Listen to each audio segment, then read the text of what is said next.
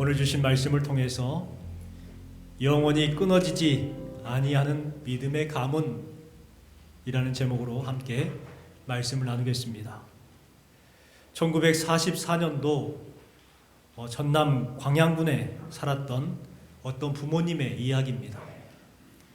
그 부모님들은 믿음의 부모였고 8남매를 두고 있었습니다.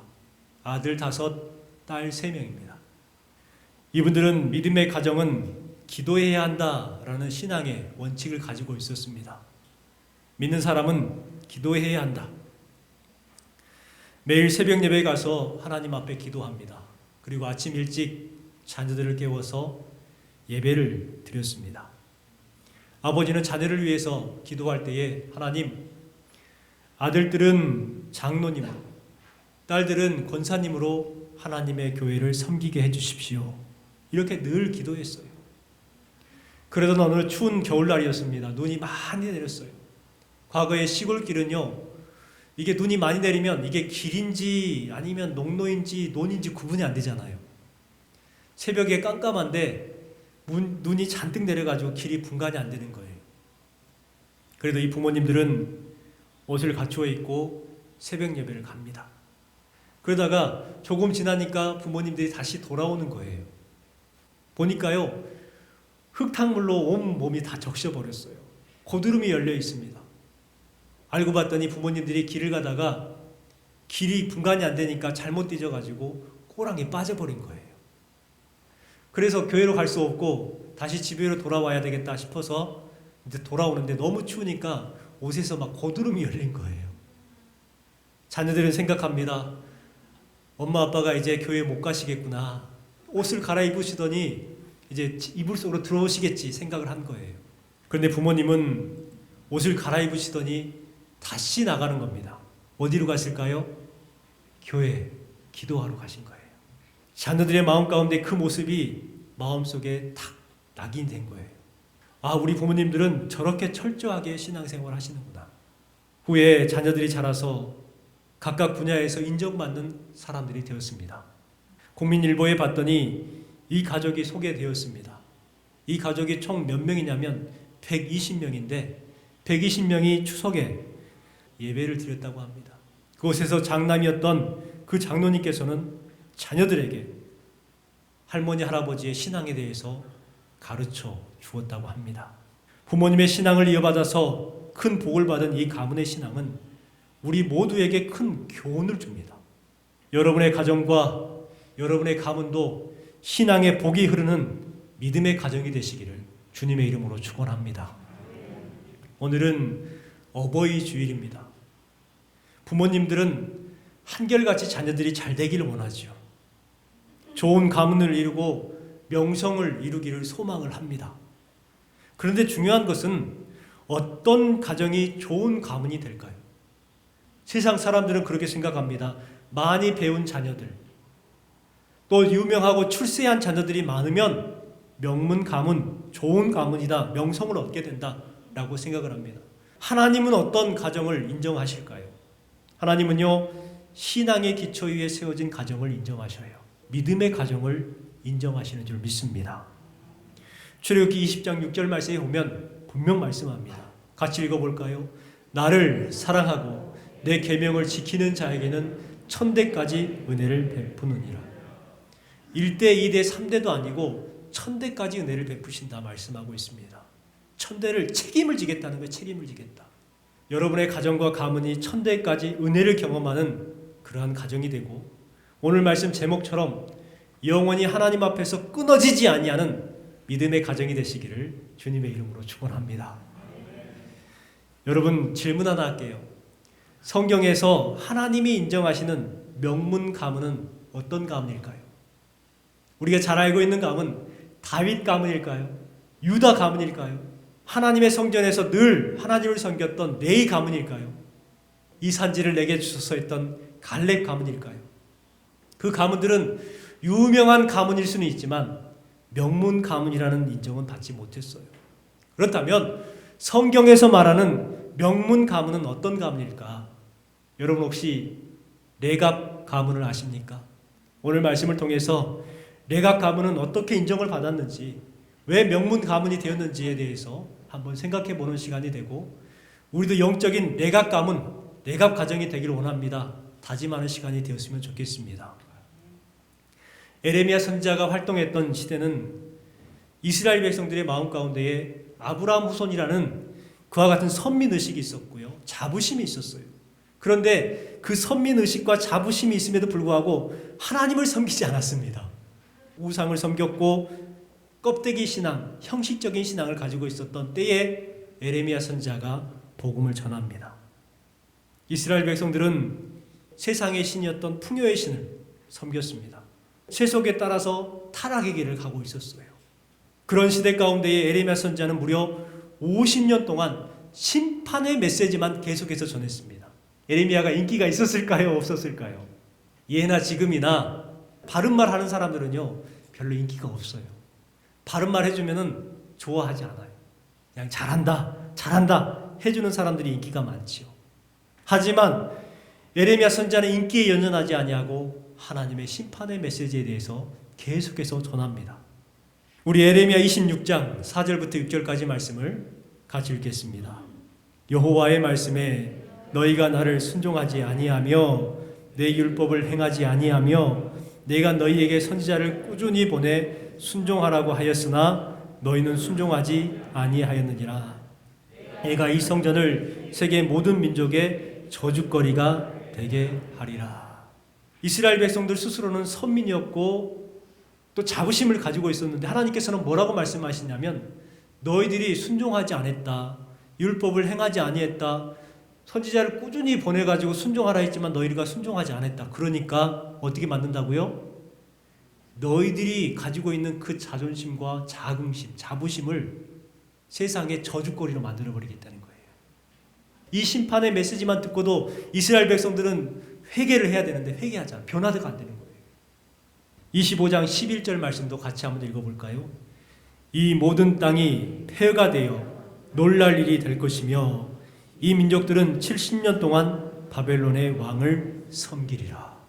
이제는 어떻게 망하는지 구체적으로 이야기하는데 바벨론한테 망하게 되고 70년 동안 바벨론 왕을 섬기게 될 것이다. 이렇게 예언을 합니다. 두려운 메시지죠. 이 메시지를 썼을 때에 이스라엘 백성들은 회개해야 했습니다. 그래야 가능성이 있었어요. 그런데요, 이스라엘 백성들은 회개하지 않습니다. 왕과 백성들은 거짓 선지자들과 간신의 말을 믿어요. 거짓 선지자들은 뭐라고 하냐면 평안하리라, 평안하리라 선포합니다. 이 또한 지나가리라 이렇게 선포합니다. 잠깐이라는 거예요. 잠깐 어려움을 당하다가 이 또한 지나가 버릴 것이다. 그러니까 괜찮아.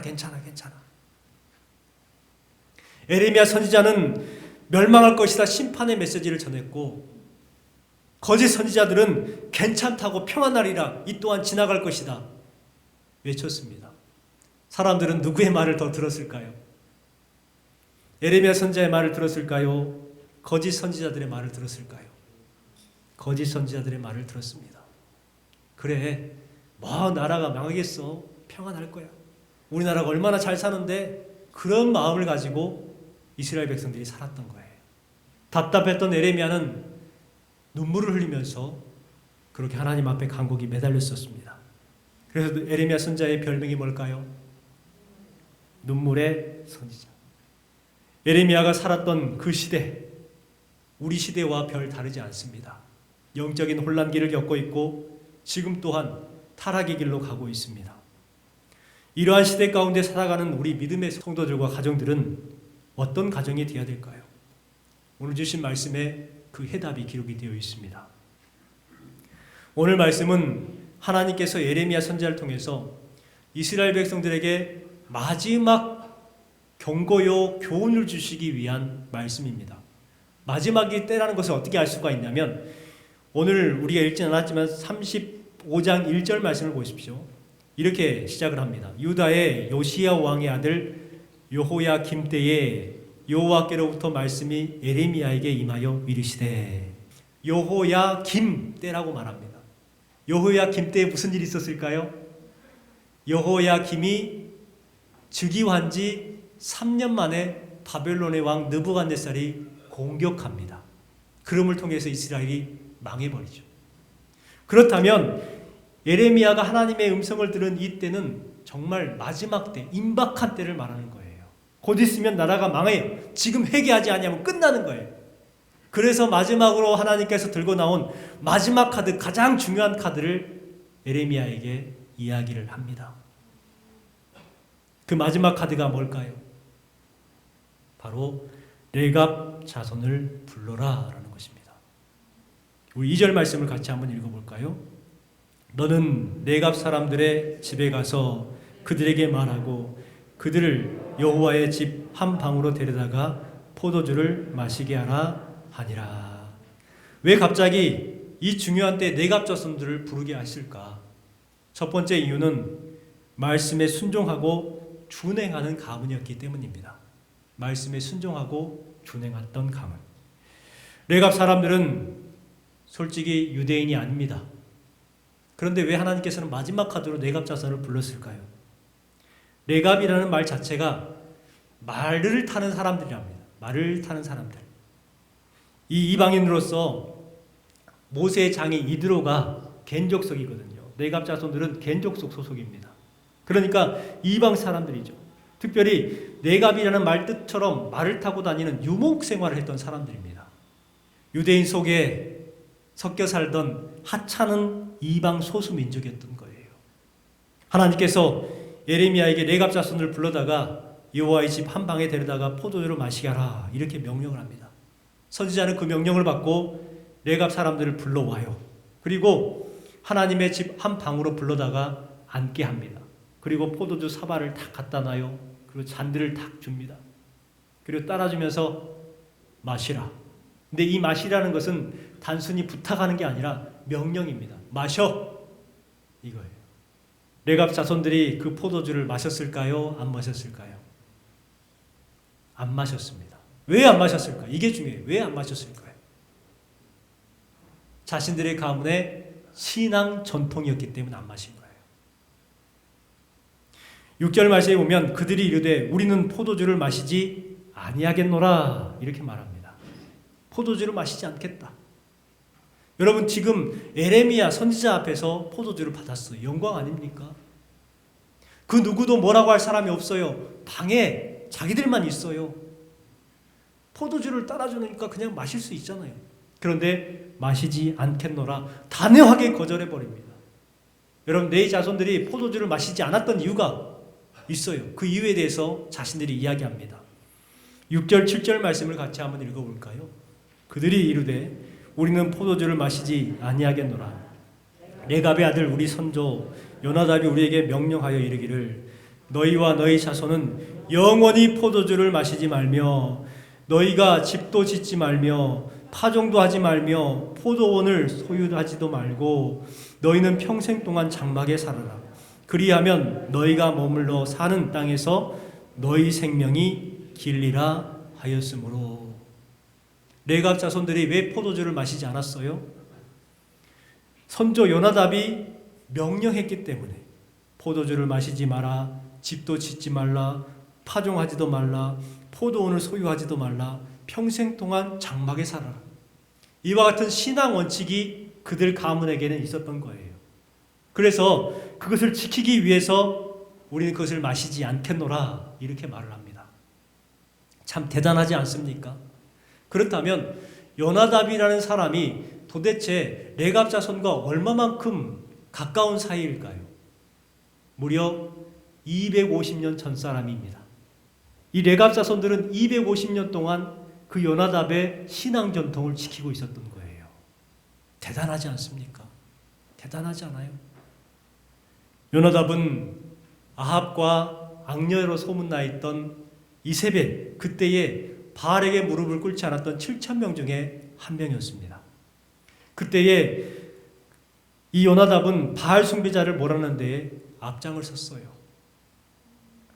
그래서 이제 어느 정도 우상 숭배자들을 몰아내서 신앙을 지키게 되었는데 시간이 지나니까 어떻게 됐을까요? 다시 이스라엘 백성들이 엉뚱한 타락의 길을 걷는 거예요. 그래서 안 되겠다. 내가 이들과 함께 섞여 살면 나도 물들겠다. 나도 타락하겠다 생각이 들어서 어떻게 했냐면 다 내려놓고 광야로 갑니다. 그래서 광야에서 포도주를 마시지 아니하고 파종도 하지 아니하고 집도 짓지 아니하고 장막에서 평생도록 살아요. 그것이 자기의 가문의 전통이 됐어요. 세상에 물들지 않으니 하려면 포도주를 마시지 말아야 된다. 세상에 타락하지 않으려면 파종하지 말고 욕심을 내지 말아야 된다. 신앙 전통을 가지고 평생 동안 그렇게 살았던 것입니다. 그들은 가난과 불편을 감수해냈습니다. 왜요? 신앙을 지키기 위해서. 오늘날 우리는 불편을 싫어합니다. 조금만 불편해도 싫어하죠. 좀 더 편하려고, 좀 더 가지려고, 좀 더 높아지려고 욕심을 부리고 있어 보이려고 허세도 부립니다. 그런데 레갑 자손들은 어떻게 했냐면 그 모든 불편들을 받아들였어요. 편하려 하지 않았습니다. 신앙을 지키려고 했습니다. 유대인들이 세상을 움직인다, 우리는 이렇게 알고 있습니다. 그러면서 많은 분들이 유대인들을 높이죠. 세계를 움직이는 사람들은 유대인처럼 보입니다. 그런데요, 세계를 움직이는 유대인들을 움직이는 사람들이 있어요. 유대인들을 움직이는 사람이 누굴까요? 바로 레갑 자손들입니다. 예를 들면 성경에 모세가 광야에서 훈련을 받습니다. 40년 동안 훈련을 받는데 어디에서 훈련을 받았을까요? 레갑 자손으로부터 훈련을 받았어요. 레갑 자손은 어디에 속하냐면 겐족 속에 속합니다. 겐족 속에 누가 있냐면 모세의 장인 이드로가 어디 족속이에요? 겐족 속이에요. 또한 청부장, 50부장, 100부장 행정 조직을 했던 그 조직이 어디에서 받았냐면 바로 겐족 속에서 받아온 거예요. 예수님께서 이 땅에 태어나셨을 때 가장 먼저 천사가 가서 예수님의 탄생 소식을 전했죠. 누구한테 전했죠? 목동들한테 전했다고 기록되어 있습니다. 그 목자들은 누구였을까요? 이스라엘 백성들이 세상을 움직이는 것 같지만 그 세상을 움직이는 이스라엘 백성들을 움직이는 사람들이 바로 이 레갑 자손들이었다는 거예요. 우리 14절 말씀을 같이 한번 읽어보겠습니다. 14절 말씀입니다. 레갑의 아들 요나답이 그의 자손에게 포도주를 마시지 말라 한 그 명령은 실행되도다. 그들은 그 선조의 명령을 순종하여 오늘까지 마시지 아니하거늘 내가 너희에게 말하고 끊임없이 말하여도 너희는 내게 순종하지 아니하도다. 하나님께서 레갑 자손을 부른 이유가 뭐냐면 레갑 자손을 바라는 거예요. 모든 이스라엘 백성들에게 레갑 자손을 높여주고 있는 거예요. 레갑 자손을 봐라. 레갑 자손들은 250년 전에 선진의 말을 지키고 지금까지도 지키고 있는데 너희들은 뭐 하는 거냐?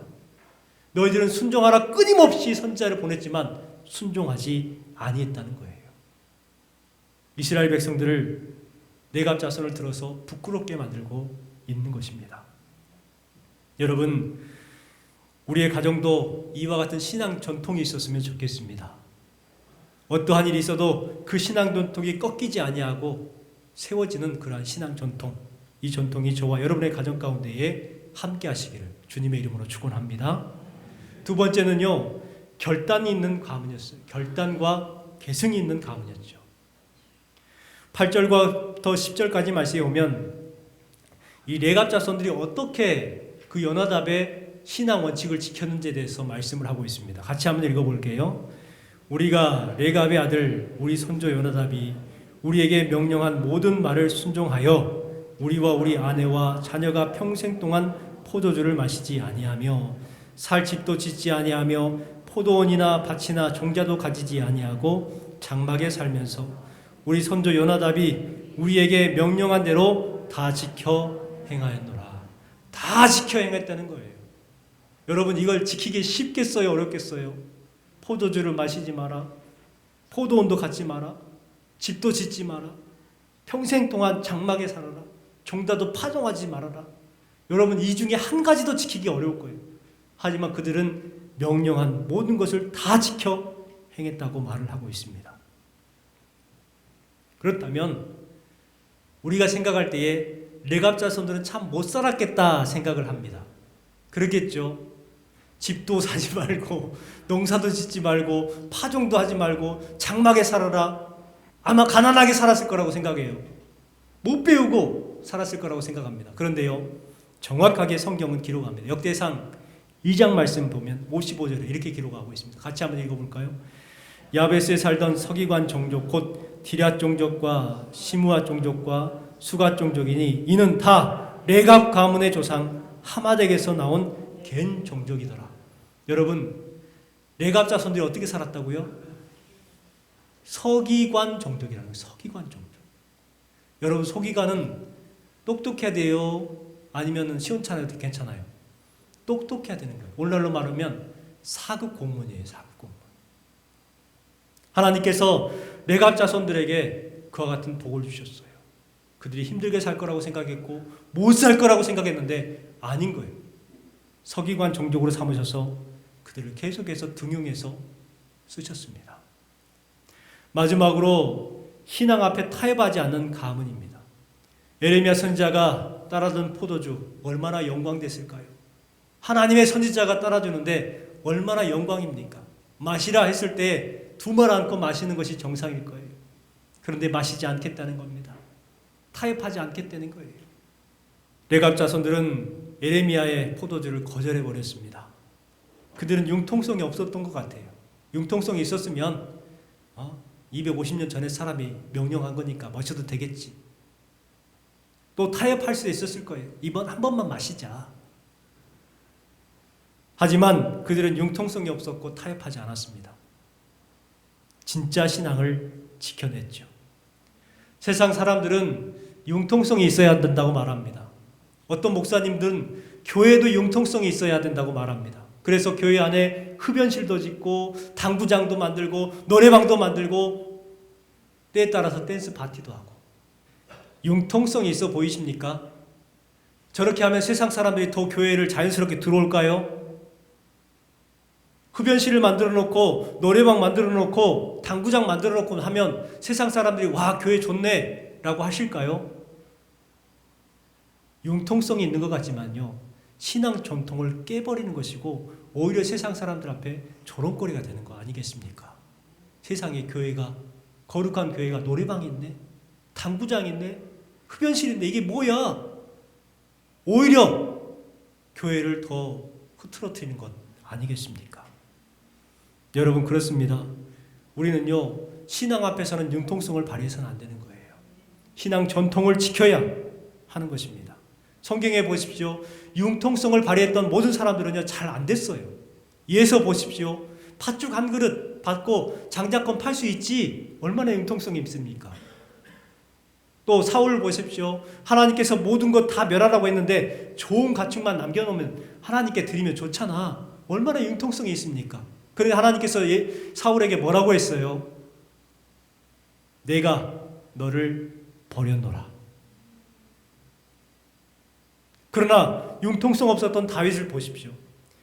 하나님께 기름 부은 자를 죽일 수 없다. 옆에 있었던 부하들이 절호의 기회입니다. 지금 안 죽으면 후회합니다. 했을 때 다윗이 어떻게 했어요? No! 그럴 수 없다는 거예요. 요셉을 보세요. 보디발의 아내가 동침하자고 자꾸 유혹합니다. 그랬을 때 어떻게 합니까? 적당하게 융통성 발휘하면 할 수도 있잖아요. 그런데 no. 신앙 앞에서는 절대 융통성을 나타내지 않았던 사람들입니다. 그들이 오히려 잘 됐죠. 우리도 융통성을 좋아합니다. 예배는 나중에 드리고 지금은 공부해라. 부모된 우리가 자녀들에게 하는 말이에요. 지금은 공부할 때니까 공부해. 나중에 예배를 드리면 되지. 얼마나 융통성 있고 좋습니까? 그런데요, 그 융통성이 자녀들의 신앙을 버려놓는 거예요. 또한 직장생활 하다 보면 술도 마셔야 되고 노래방도 가야 되고 노래방 도우미도 불러서 접대도 해야 되고 그렇게 하는 거 아니야 하면서 그렇게 사는 것을 융통성으로 생각을 합니다. 그래야 승진도 하고 그래야 돈도 벌고 그래야 헌금도 하지라고 말합니다. 그런데요, 그것은 잘못된 길이에요. 우리가 가야 될 길은 레갑 자손과 같이 융통성이 아니라 믿음으로 살아가는 우리가 되어야 될 줄 믿습니다. 레갑 자손들은 농사를 못 지을전정 정결하게 살았어요. 장막에 살전정 그들은 영혼은 자유로웠습니다. 타락하지 않았습니다. 그랬더니 어떻게 됐어요? 하나님께서 책임을 지셨어요. 여러분 그렇습니다. 우리가 믿음으로 살려고 다짐을 하면 하나님께서는 우리의 인생을 책임져 주시는 거예요. 오늘 주셨던 말씀 18절 19절 말씀을 읽고 말씀을 마치겠습니다. 18절 19절 말씀입니다. 하나님께서 레갑 자손에게 어떤 복을 주셨는지 같이 읽겠습니다. 에레미야가 레갑 사람의 가문에게 이르되 만군의 여호와 이스라엘 하나님 이와 같이 말씀하시기를 너희가 너희 선조 요나답의 명령을 순종하여 그 모든 규례를 지키며 그가 너희에게 명령한 것을 행하였도다.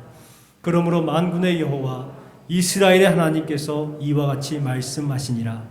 레갑의 아들 요나답에게서 내 앞에 설 사람이 영원히 끊어지지 아니하리라 하시니라. 하나님 앞에 설 사람이 영원히 끊어지지 않겠다라고 말씀합니다. 그런데요, 이 말씀은 단순히 미래적인 축복이 아니에요. 말씀드렸듯이 여호야김 때에 느부갓네살 왕에 의해서 예루살렘이 망하게 돼요. 그러면 레갑 자손들은 어떻게 될까요? 레갑 자손들도 그 전쟁에 휘말리게 되어 있습니다. 그렇지만요, 하나님께서 그들을 끊어지지 않게 하겠다는 거예요. 지켜주겠다는 거예요. 책임져 주시겠다고 말씀하고 있는 거예요. 그 환난과 전쟁 가운데 위협 가운데 있을 때에도 하나님께서는 레갑 자손만은 지켜주시겠다 말씀하셨습니다. 저와 여러분의 가정이 이 레갑 가문과 같이 영적인 레갑 가문이 되시길 주님의 이름으로 축복합니다. 우리 교회도 레갑 가문과 같은 교회가 됐으면 좋겠습니다. 다음 세대를 위해서 신앙의 원칙을 세우고 신앙으로 살아갈 수 있는 그러한 교회와 또 우리 가정 되시기를 주님의 이름으로 축원합니다.